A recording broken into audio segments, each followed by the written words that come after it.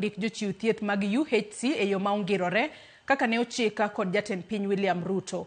Jagoro maduong' mar riwruog jochiw thieth marango ler mar aluora Brown Ashira maloso e kaunti ma Nyeri mana ndalo achiel kende bang' jatend migawo mar thieth Aden Duale golo chik mondo duola mar governors olos kaka ichiwo barupe ne jochiw thieth go.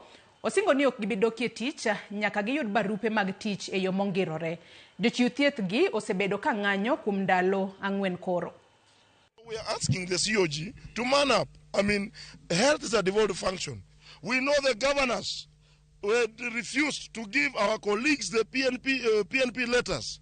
Our UHC colleagues have been suffering for over 6 years. It is the governor that requires the staff because most counties are actually understaffed. So they should be the one now actually opening their arms actually wide and welcoming the staff. We want more employment. We want more improvement in terms of preventive space, and we are in support of it.